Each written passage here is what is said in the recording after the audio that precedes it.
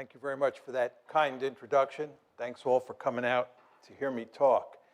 The subject I want to talk about is the causes and consequences of the Ukraine crisis, which of course has been in the news in a really big way since February 2014. And indeed, there was a big story on the civil war in eastern Ukraine in the newspapers this morning. The outline I'd like to follow is I'd just like to make a number of preliminary comments to give you some background on this crisis. Then I'd like to give you my thinking on what caused the crisis. Then tell you why I think the conventional wisdom is wrong.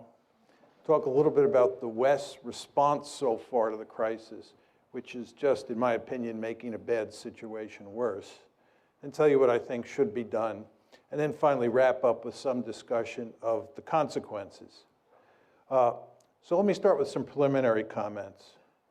First, with regard to America's core strategic interests. For me, core strategic interests are areas of the world where you're willing to fight and die. And in my opinion, outside of the Western Hemisphere, which is of enormous strategic importance to us, there are only three areas of the world that really matter. One is Europe, two is Northeast Asia, and three is the Persian Gulf. And it's very important to understand that since this country got its independence in 1783, Europe has been the most important area of the world. Even though the Japanese attacked us at Pearl Harbor, we had a Europe first policy going into the war, and we had a Europe first policy throughout the war. And it's in large part because the great powers in Europe are more important than the great powers in Northeast Asia over time. And of course, the Persian Gulf was an important area because that's where the oil is, and oil is a critical resource that matters greatly in the international system. So those are the three most important areas outside the Western Hemisphere. And again, since the beginning of this country, Europe has been number one. You want to understand that we're undergoing a fundamental shift of great importance. Asia, because of the rise of China, is going to be the most important area of the world for the United States. The Persian Gulf, because it's inextricably linked with Asia, oil flowing to India, oil flowing to China, the Persian Gulf will be number two. And Europe will be a distant three. We're basically leaving Europe in the rearview mirror. And of course, you want to keep this in mind because the Ukraine crisis is in Europe and it involves NATO. How to think about the geography of Europe. This is a simple, if not simplistic, way of thinking about it. But here's a map. You can see where Ukraine is. You can see where Poland is. You can see where Russia is. The way I think about European security is there's France, Germany, Poland, Ukraine, and Russia. Of course, we're moving from west to east. These are the big kahunas. These are the big countries that matter. And of course, the two countries that matter the most historically are Germany and Russia, or for most of the 20th century, Germany and the Soviet Union. And I put them in red because, as you well know, both Germany and the Soviet Union fought bitter wars in Poland, in Ukraine, and we could add in Belarus as well, if need be. But as we go along here, you want to keep in mind that Ukraine is right next to Russia, and Poland is right next to Ukraine. And then out further west is Germany and France. Take this a step further. This is the ethnic breakdown of Ukraine. I'm going to show you a number of maps, all of which are designed to show you that Ukraine is a badly divided country, and what's taking place inside Ukraine today is in good part a civil war. And to that extent, it doesn't have that much to do with what the Russians or the West are doing there. And as you can see in red are mostly Ukrainian-speaking people. And then as you move further east, you're talking about lots of Russians and certainly lots of Russian speakers. This is the Ukraine election of 2004. This is the election in the wake of the famous Orange Revolution, which I'll talk more about. As you can see, the country is badly divided between the East and the West. The Russian speakers in the East and Ukrainian speakers in the West.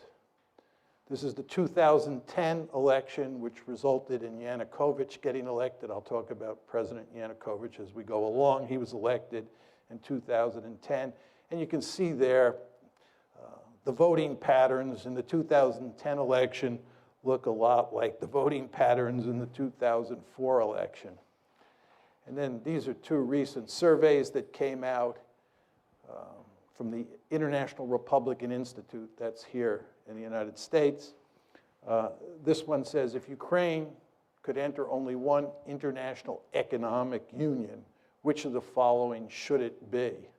And of course, the blue is the EU, and the light blue is the customs union, or actually the red is the customs union of Russia, Belarus, and Kazakhstan. And the cities up at the top are in Western Ukraine, and the cities down on the bottom are in Eastern Ukraine. So you can see very clearly that people in the West would like to join the EU. People in the East have little interest in joining the EU. Those are the EU numbers. Here are the NATO numbers. I mean, these two charts look virtually the same. But all of this tells you that you have a badly divided country. And the conflict between the West and Russia over Ukraine is played out in the context of this situation.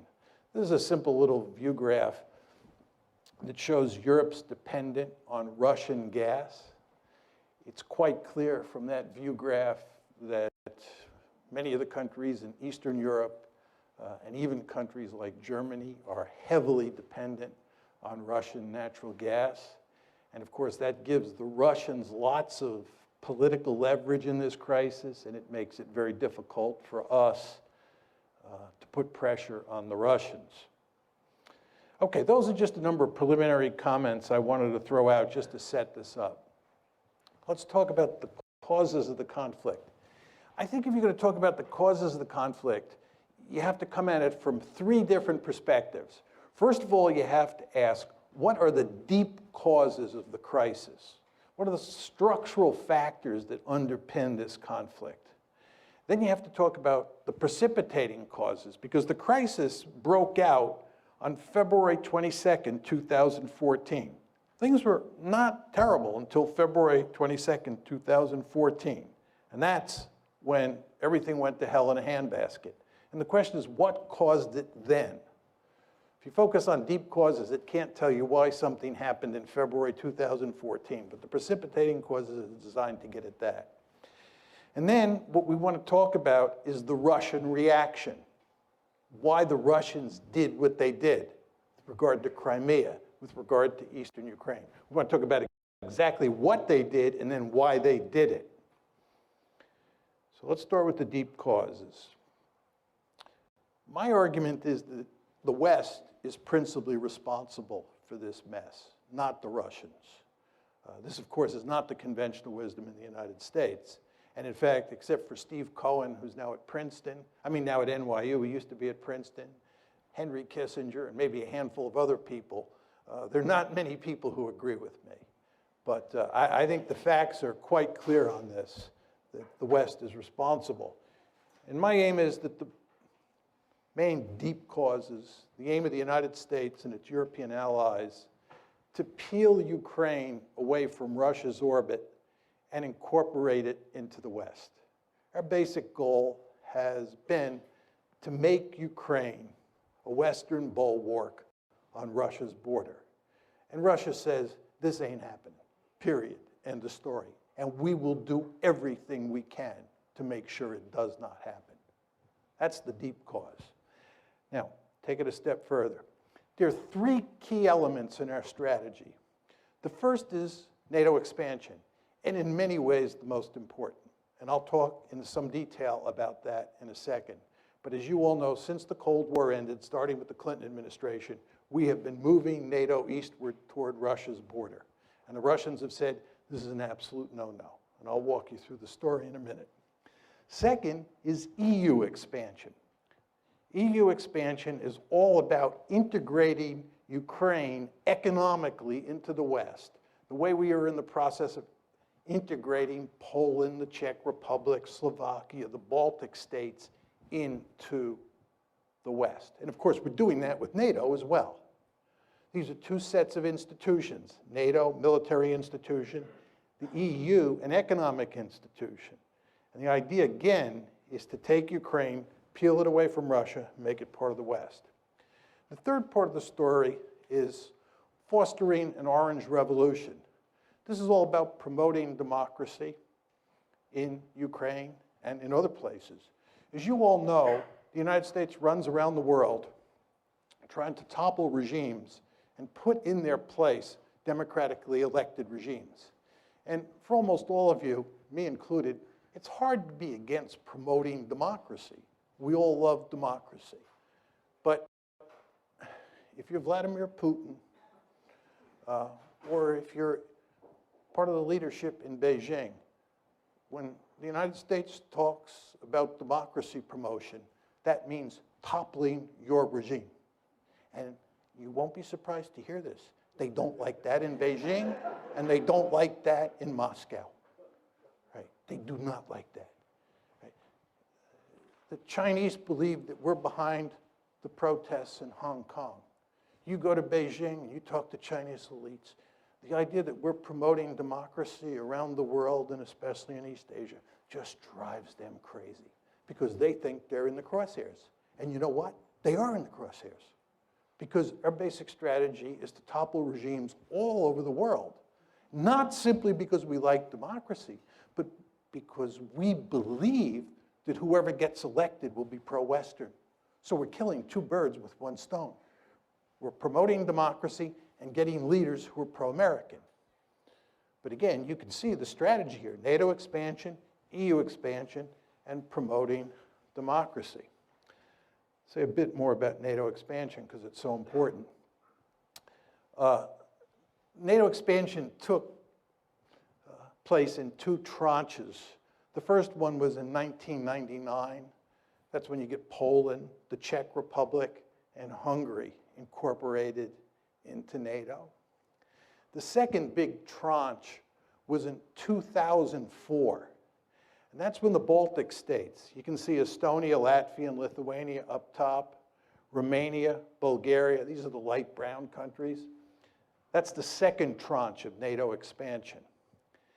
Now, the Soviets made it clear from the mid-1990s they were adamantly opposed to NATO expansion. But number one, they were too weak to do anything about it. And two, it didn't involve the states that were right on their border. I mean, there's no question, as you can see from the map, that Latvia and Estonia are on Russia's border, and Lithuania as well, if you want to include that little enclave between Poland and Lithuania. But the fact is, these were very small states. It was early in the game, and the Russians were willing to live with it. But then the big trouble starts.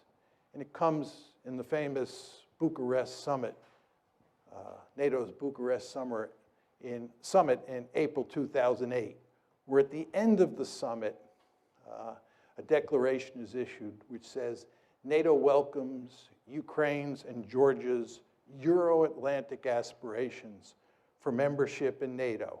We agreed today that these countries will become members of NATO. The Russians made this perfectly clear. This was unacceptable. Russia's deputy foreign minister said, Georgia's and Ukraine's membership in the alliance is a huge strategic mistake which will have most serious consequences for pan-European security.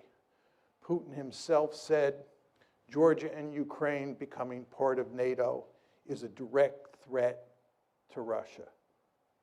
You all remember that there was a war between Russia and Georgia in August 2008.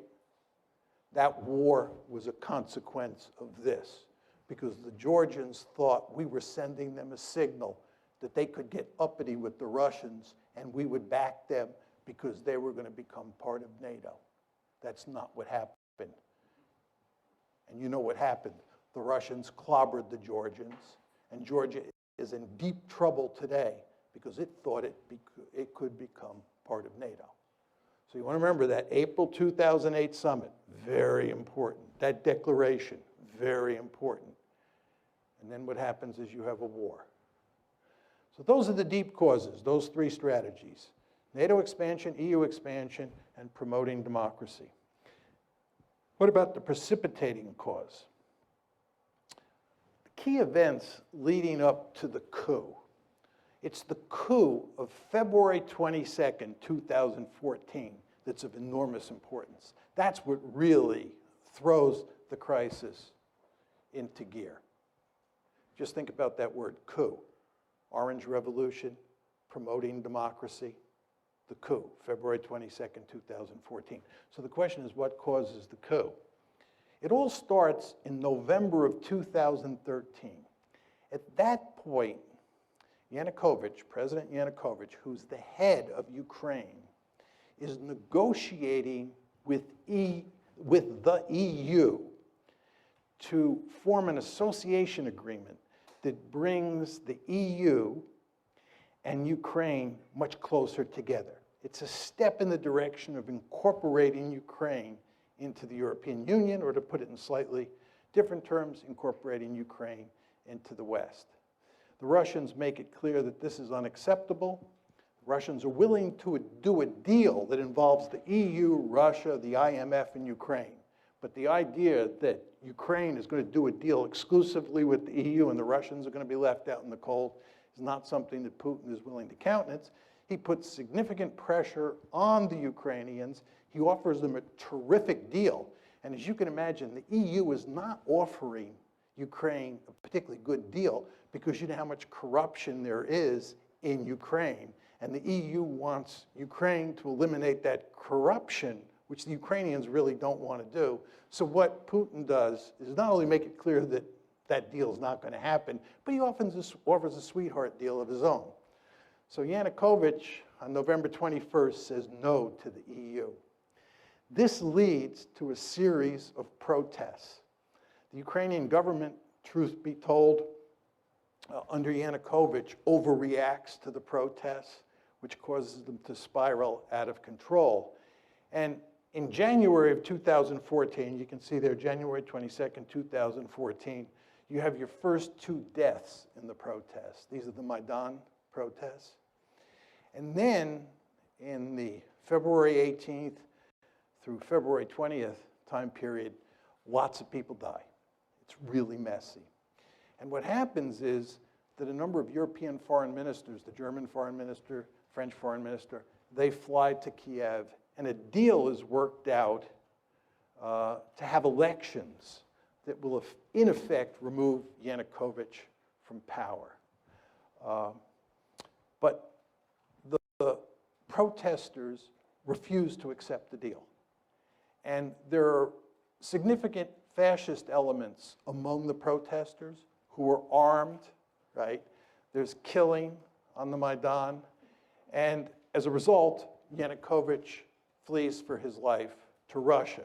And this all happens on February 22nd. And, oh, did I not have that slide on? I'm sorry. One of the problems with this lectern is you can't see. I'm sorry, that's the slide that has all the key events. Oh, gosh. Sorry. I have 2 slides up here, so I lost track of the fact. So here are the key events after the coup. On February 23rd, Parliament votes to repeal minority language laws in the East. This is basically the Russian language. And then on February 27th, Russian units begin seizing checkpoints in the Crimea. On the 28th, additional Russian forces begin moving into the Crimea. The Russians didn't conquer or invade Crimea. Excuse me, the Russians didn't invade Crimea. They were already there because they had a leasing agreement. There's a naval base at Sevastopol, and the Russians were leasing that naval base from Ukraine. So they had military forces there. So when it says Russian units begin seizing checkpoints on the 27th, those were Russian units that were already there. Then additional Russian forces begin moving in on the 28th.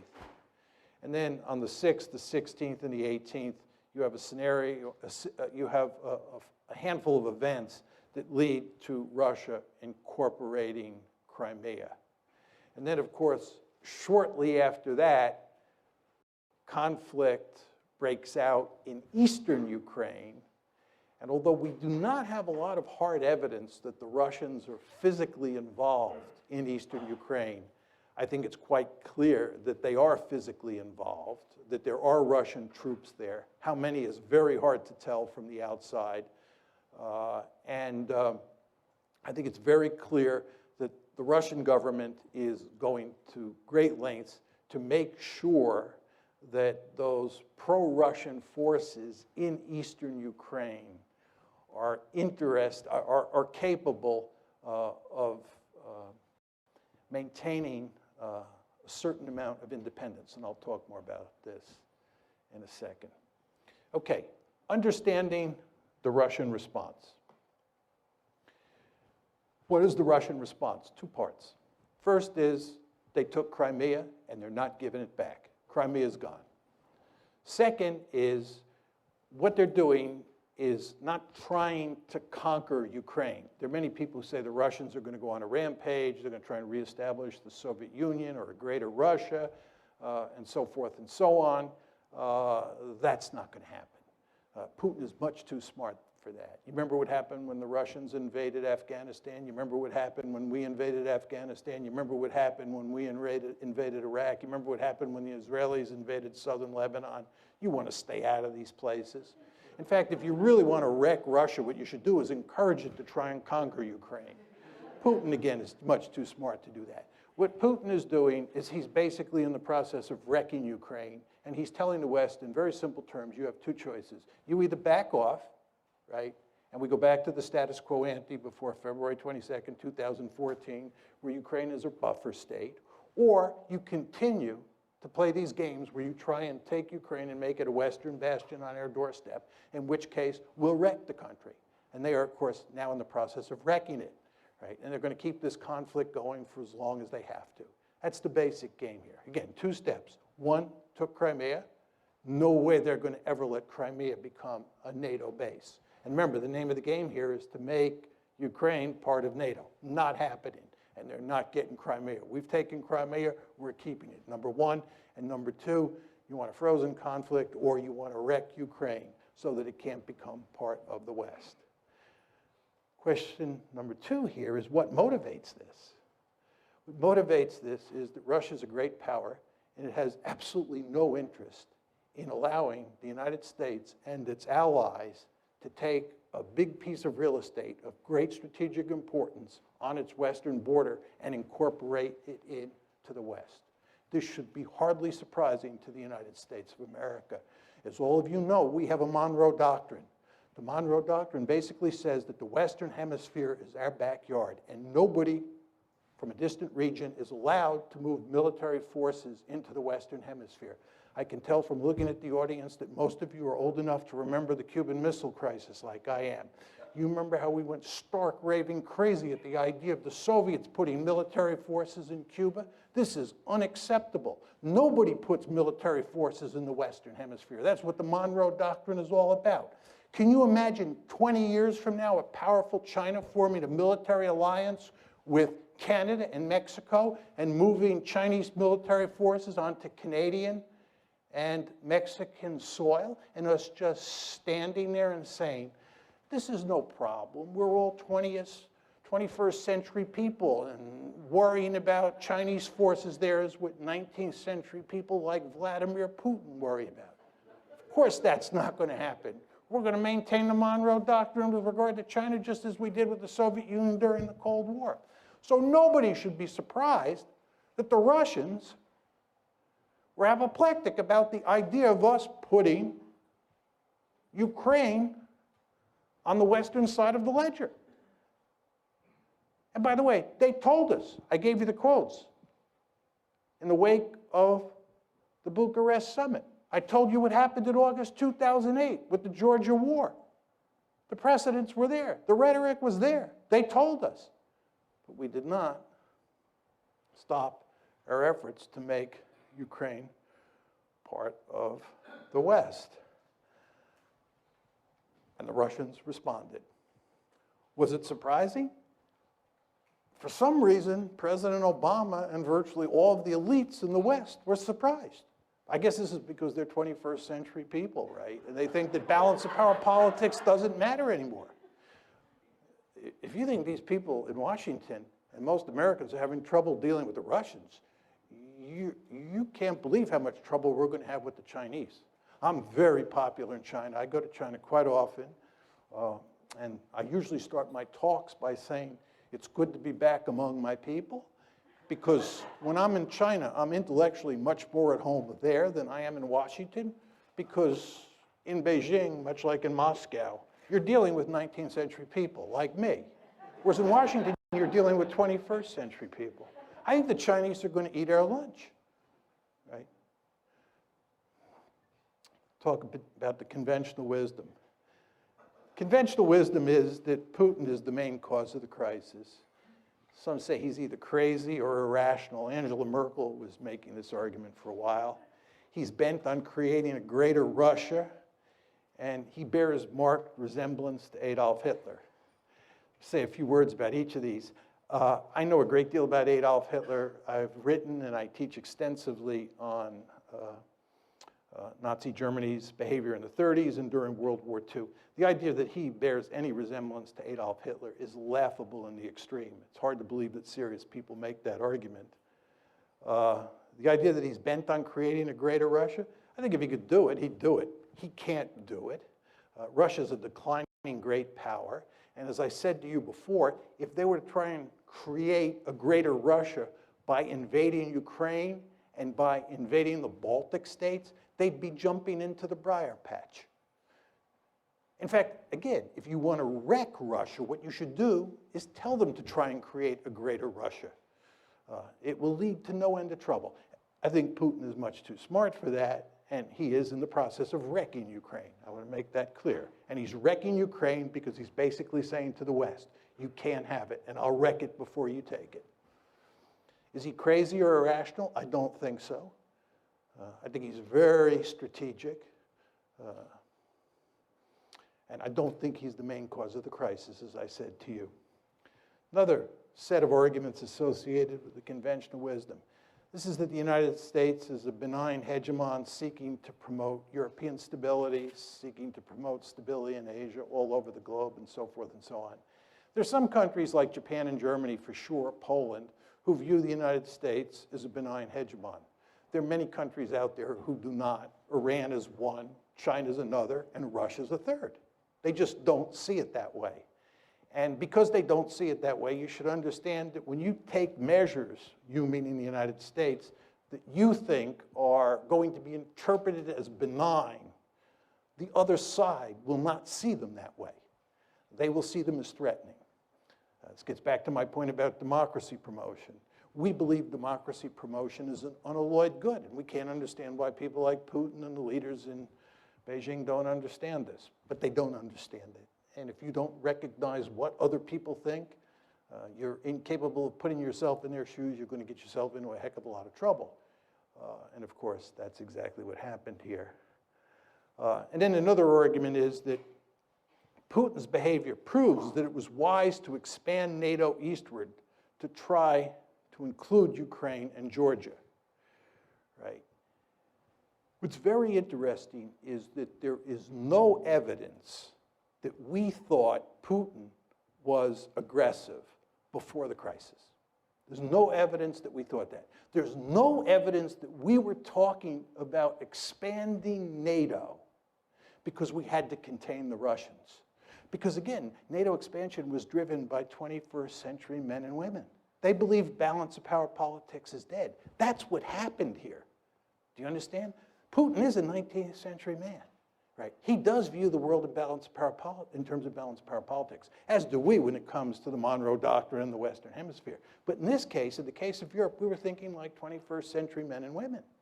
And we thought that we could just drive right up to his doorstep and it wouldn't matter, right? We did not think that Russia was aggressive.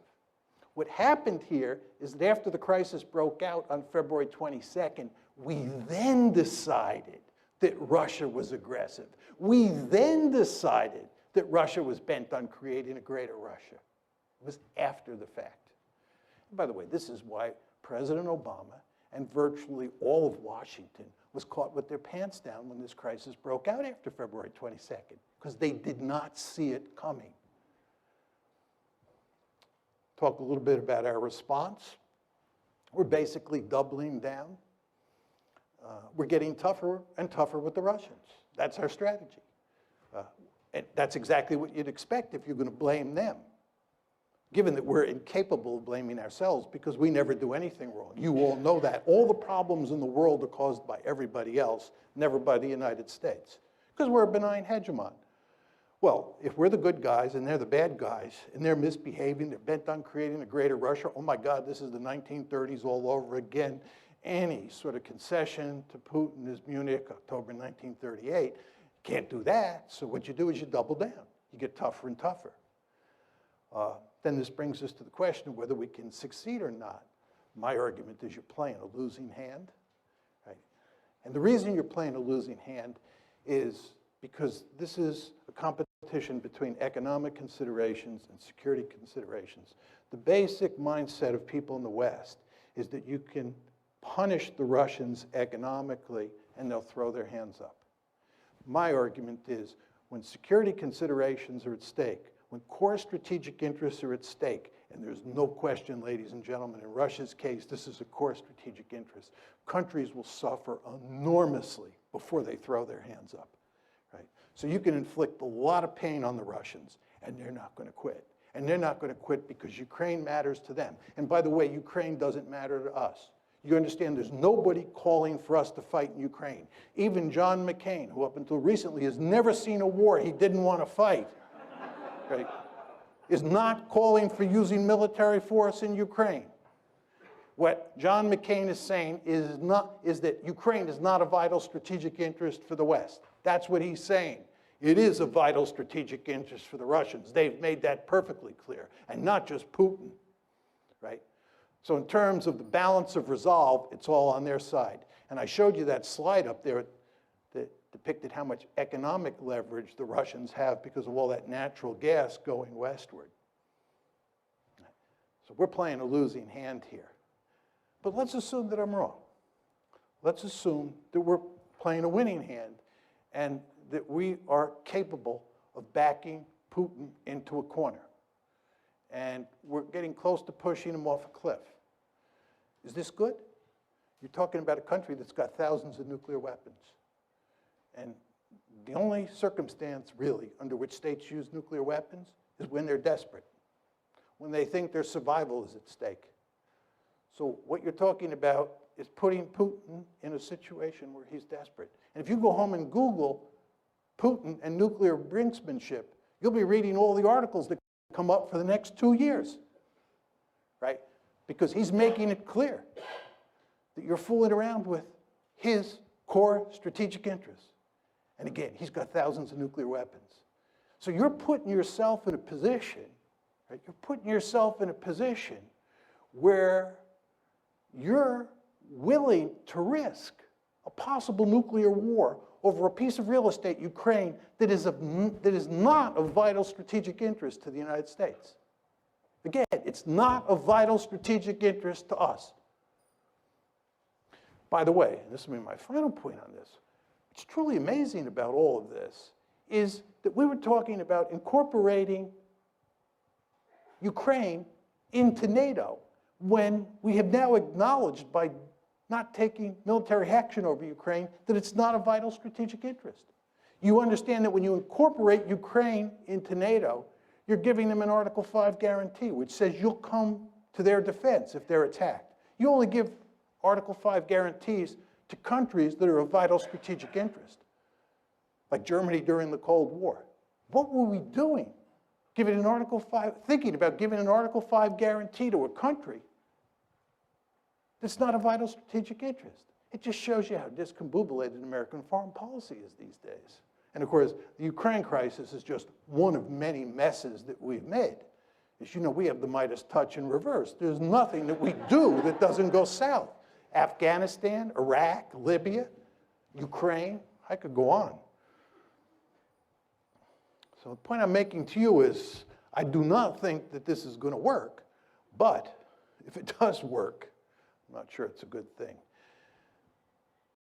I had some quotes from the New York Times that really capture what we're doing. I won't leave them up there, but they make it very clear that we're playing hardball with the Russians. This was a Times piece last year that gave a good synoptic version of the Obama administration's thinking on how to deal with this crisis. Now, what should be done? My view is we should create a neutral Ukraine, which is a buffer state between NATO and Russia. Basically, what I'm talking about is going back to the status quo ante, before we got this foolish idea in our head that we could peel Ukraine away from Russia and make it part of NATO, make it part of the EU, make it more generally part of the West. We should work to create a situation where Ukraine is neutral, and it's a buffer state. Just to go back to my simple or simplistic graphic, depending on your views, right? This is how I think about European security. This is what you want. You want NATO to include France, Germany, and Poland. You want Ukraine as a buffer state, and then you want Russia on the eastern flank of that border state. And this is not what you want. You do not want a divided Ukraine where Western Ukraine is in NATO, Eastern Ukraine is in Russia, and the Russians and the Americans, who hate each other at that point, are eyeball to eyeball on the Dnieper River. Not a good idea. How do you get to this end? Very simple. Explicitly abandon NATO expansion. By the way, NATO expansion is dead. I've talked to countless policymakers who say this. It's dead. But what we have to do is explicitly abandon it. Say it is not happening. We have to fashion an economic rescue plan for Ukraine that includes Russia, the IMF, and the EU. This, of course, is what Putin wanted to do in 2013, and the EU said no, foolishly. We want to go to great lengths to guarantee minority rights, especially language rights in Ukraine. This gets back to those maps that I was putting up that show that this is in very important ways a civil war, and what we have to do is dampen down the conflict inside Ukraine. We have to give the people in eastern Ukraine a lot of autonomy, and we definitely have to protect minority rights. Are we going to do any of this? No. And I'll talk more about that in a second. Consequences, and this is my last slide. Will there be a new Cold War? No. Russia is not the Soviet Union, and as I said to you before, we have a potential peer competitor on the horizon who could be of proportions we've never seen before. The Chinese threat, once it materializes, is going to be something like we've never seen. We're going to have our hands full in Asia. Europe is not going to matter, and Russia is going to be with us. The balancing coalition against China is going to be South Korea, Japan, Vietnam, Taiwan, Singapore, India, and Russia. The Russians will be with us. And that's another reason this whole policy is so stupid, right? What we're effectively doing is driving the Russians into the arms of the Chinese. There's a great strategy. We need the Russians on Iran. We need the Russians on Iran. We drive the Russians closer to the Iranians. You saw where they just sold the Iranians S-300 anti-aircraft missiles. We need the Russians on Syria. We need the Russians on all sorts of issues. We don't need to have a fight with the Russians now. We're not going to have a Cold War. Will the United States still pivot to Asia? Yes. All we need is one big crisis out there. It's coming, probably in the South China Sea sooner rather than later, if you've been reading the newspapers. And once that happens, we will focus laser-like on Asia, because that's a peer competitor. Russia is not a peer competitor. What are the implications for NATO? This gets back to the previous question. I think that NATO is in serious trouble and will disappear as a functioning alliance over time, in large part because I think we're going to pivot to Asia. What are the implications of all this for our Asian allies? It's a very interesting question. I was in Japan in December of 2014, and the Japanese, like a lot of people in Asia, number one, wonder whether we're going to be there for them, right? Because they see us causing trouble over Ukraine. They see us picking a fight with ISIS. And they say if the United States is fighting ISIS, dealing with the Russians over Ukraine, are they going to be able to pivot to Asia? And then furthermore, they say, even if the United States does pivot, can we trust them? If you look at how this gang operates in Washington, it does look like the gang that can't shoot straight. Do we want to depend on them? If you're Japanese and you're depending on the American security umbrella, especially the American nuclear umbrella, don't you scratch your head and say, can I rely on Washington in a crunch with the Chinese over the Senkaku or Diao Islands? Not clear. So I think this has not been good for our relations with our Asian allies. What are the implications for Iran and Syria? As I said before, remains to be seen. We need the Russians on Iran. We need the Russians on Syria. And you take a stick and you poke the Russians in the eye, and you continue to poke them in the eye, they're going to look for ways to retaliate. And I wouldn't be surprised if somewhere down the road they don't play ball with us on Iran. We don't get a deal with the Iranians. Be interesting to see what the Russians then do. See if they're interested in maintaining a sanctions regime. And Syria is a total mess, as you know, and if there's any hope of resolving that, the Russians are going to have to be involved. And again, it's going to be hard to get a lot of cooperation given what's going on over Ukraine. Is Crimea lost to Russia for good? Yep, it's gone. Gone. What are the implications for Ukraine? This is in many ways the most important part of my talk, and I'll just take 2 or 3 minutes, then we can go to Q&A. When I give this talk, many people in the West think that there's sort of a deep-seated immoral dimension to my position because I'm blaming the West and not Putin, who certainly has authoritarian or thuggish tendencies. There's no question about that. But I actually think that what's going on here is that the West is leading Ukraine down the primrose path. And the end result is that Ukraine is going to get wrecked. And I believe that the policy that I'm advocating, which is neutralizing Ukraine and then building it up economically and getting it out of the competition between Russia on one side and NATO on the other side, is the best thing that could happen to the Ukrainians. What we're doing is encouraging the Ukrainians to play tough with the Russians. We're encouraging the Ukrainians to think that they will ultimately become part of the West because we will ultimately defeat Putin and we will ultimately get our way. Time is on our side. And of course, the Ukrainians are playing along with this. And the Ukrainians are almost completely unwilling to compromise with the Russians and instead want to pursue a hardline policy. Well, as I said to you before, if they do that, the end result is that their country is going to be wrecked. And what we're doing is, in effect, encouraging that outcome. I think it would make much more sense for us to work to create a neutral Ukraine. It would be in our interest to bury this crisis as quickly as possible. It certainly would be in Russia's interest to do so. And most importantly, it would be in Ukraine's interest to put an end to the crisis. Thank you.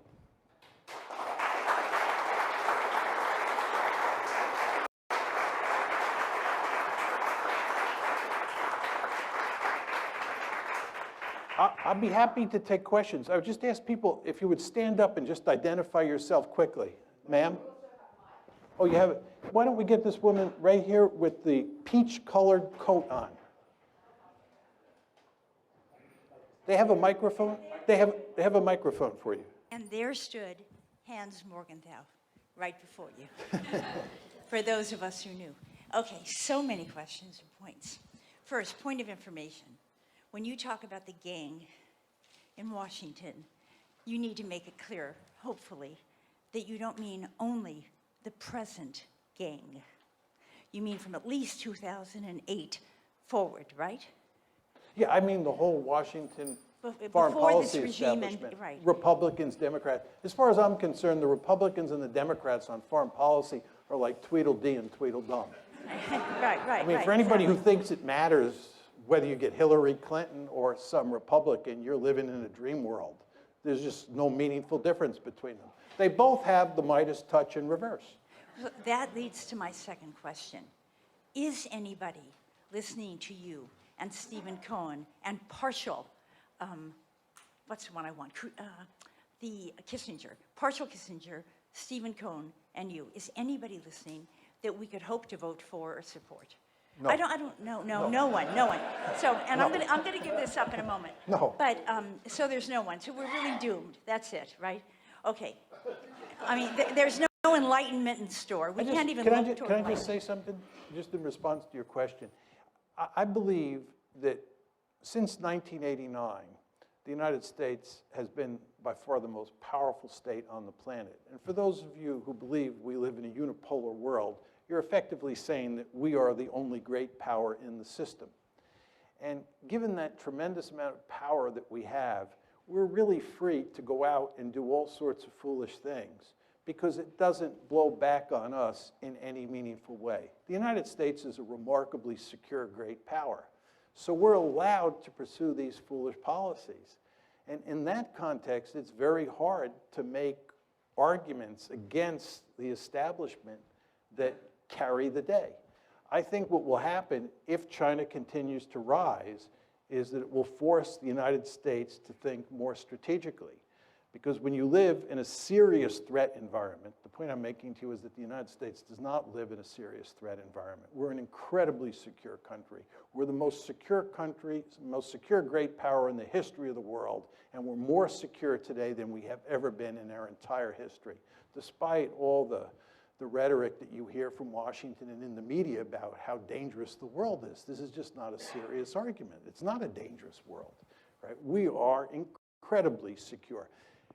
We have a peer competitor. It'll force us to focus the mind, much the way happened when the Soviet Union was there, Nazi Germany was there, Imperial Japan, Imperial Germany. Really enjoyed your lecture. I have two questions briefly.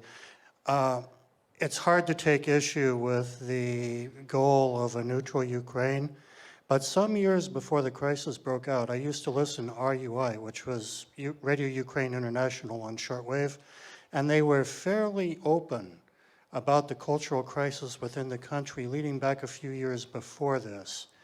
As I look at, say, the former Czechoslovakia, do you see a possibility of two neutral states formerly known as Ukraine as non-viable, and if so, why?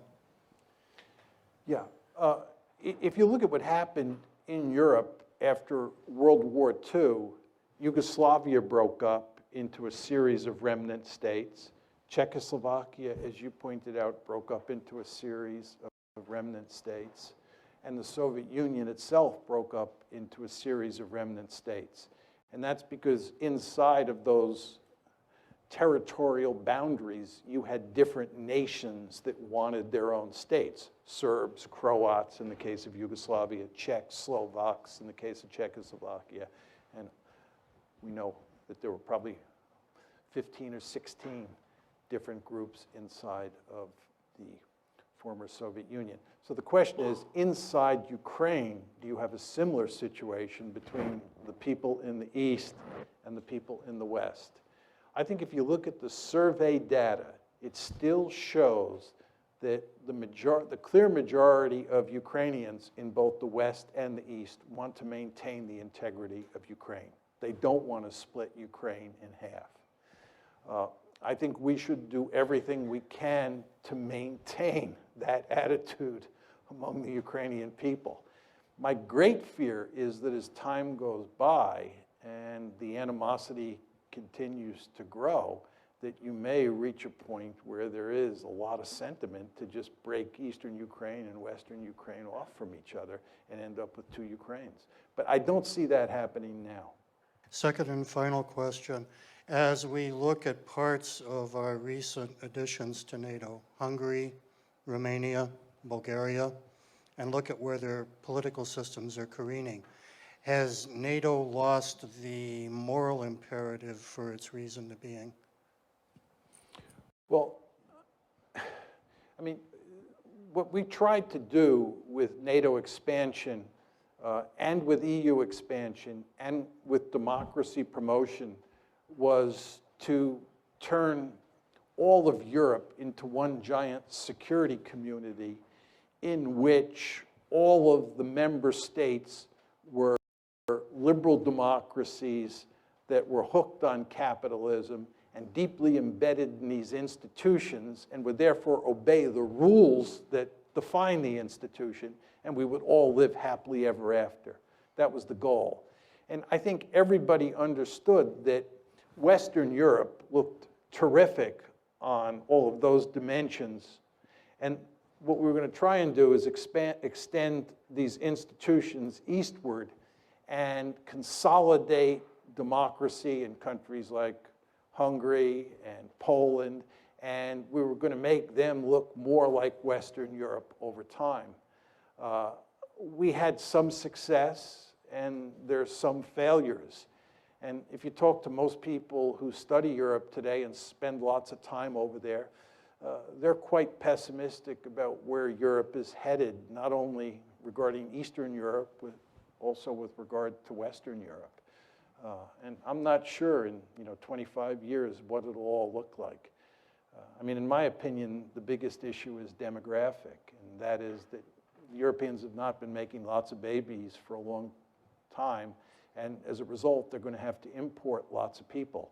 And these are countries that do not have a rich history of integrating people in a smooth way, much the way the United States does. And it's no accident, I think, that you're now beginning to see the rise of far-right parties all across Europe because of all of the immigration. So one could paint a pretty bleak picture about Europe's future, but the counter to that would be we've now got all those countries like Romania, right, like the Czech Republic, like Slovakia, embedded in these institutions, and these institutions will go to great lengths to combat those tendencies and in maybe a more incremental way facilitate the spread of liberal democracy and capitalism. We'll see whether that happens or not, but people today are nowhere near as optimistic as they were in the early 1990s when it looked like we had the wind at our back and everything was going to play out over time in favor of the West and especially in favor of the United States. You all remember Frank Fukuyama's very famous piece, The End of History, right, which I think reflected that optimism when the Soviet Union was losing the Cold War and about to collapse. But times have changed.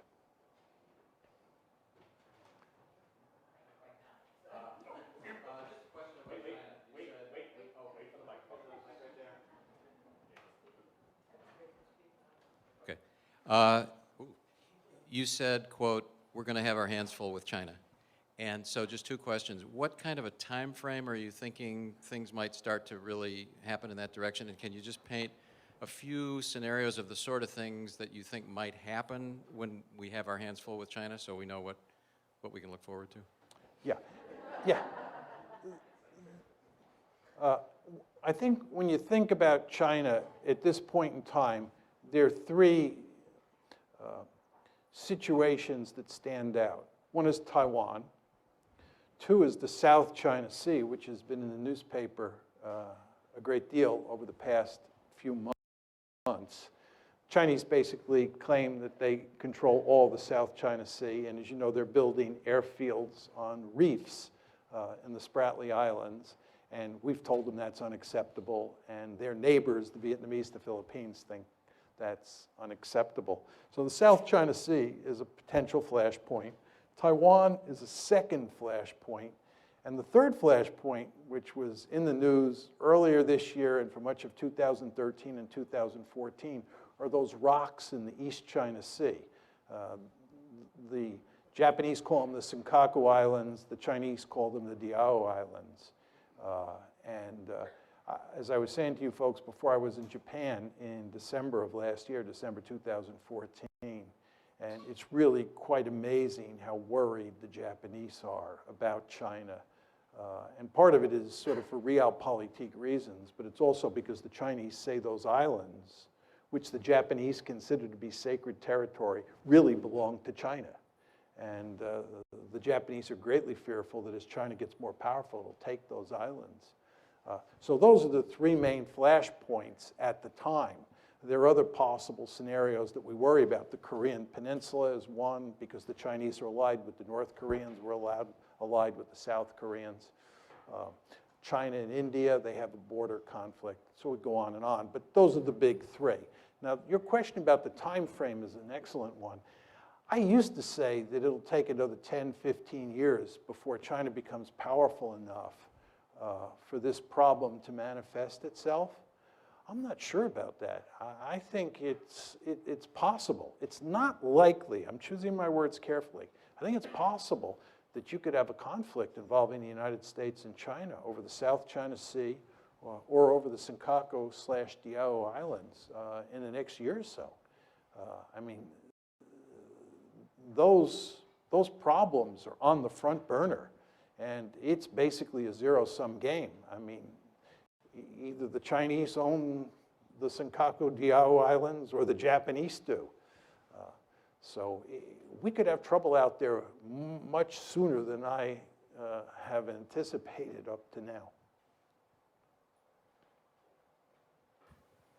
You've talked about this from the point of view of logical international relations. What do you think of the internal pressures on these countries? Putin has a historically restive population, highly nationalistic, and in major economic troubles now, he may be responding to pressure from his own population to deal with this. On a smaller scale, we see Netanyahu responding to his population, settlers and so on, and disrupting part of the Middle East. Do you see that happening here with the radical right, say, and the neocons influencing Washington policy? I think just with regard to the United States and the neoconservatives, I think the neoconservatives have been one of the principal driving forces behind America's foolish foreign policy since 2001.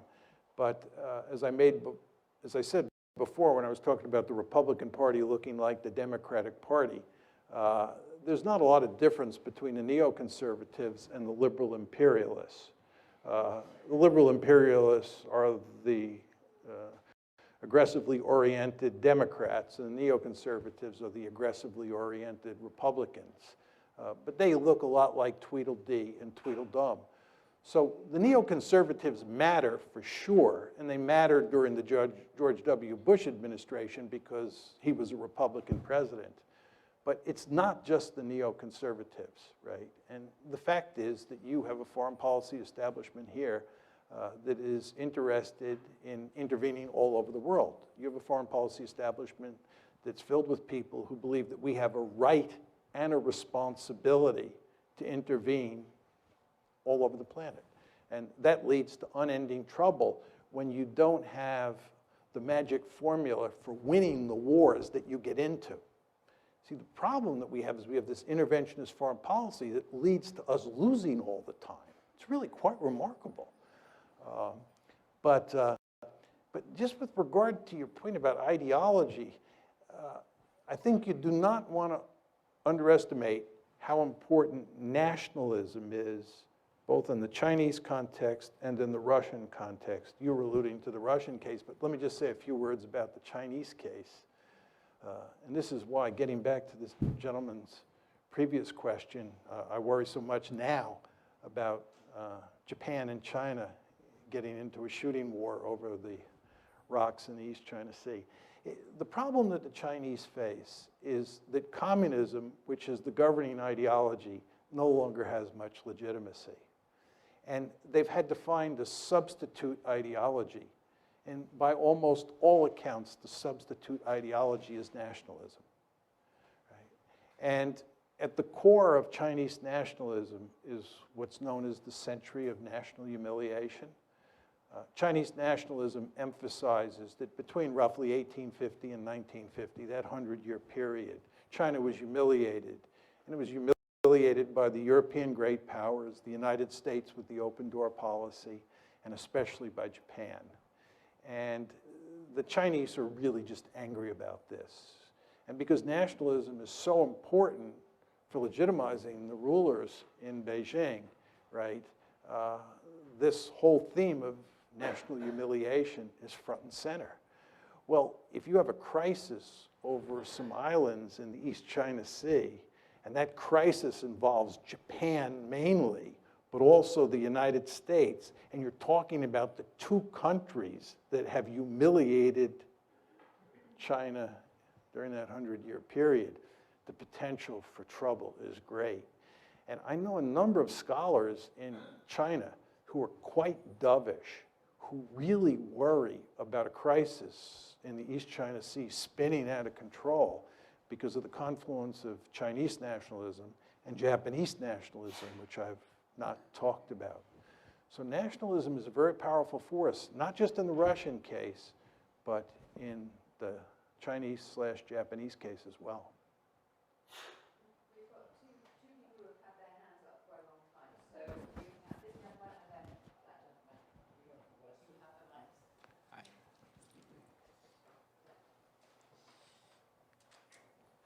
Hi, I'm Adam Chekhov. Actually, I just graduated last year, and Could you talk a little louder? sorry.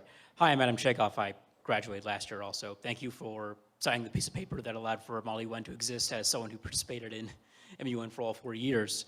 But two questions. One, this is pretty quick. You talked about like Russia offered Ukraine a deal involving Russia, the EU, the IMF, Ukraine. Can you like lay out the specific terms of that deal and In 2013. yeah, 2013 when they offered them the deal. And two, this is a little more in depth. What's the first question, though? What were the terms of the deal exactly? I'm not The sure. terms of the deal Russia Russia You want me offered to Ukraine. outline the terms of the deal? Yes, if I don't know, I honestly don't know what the terms of the deal were. okay. Well, then we'll just skip that one. But okay, I guess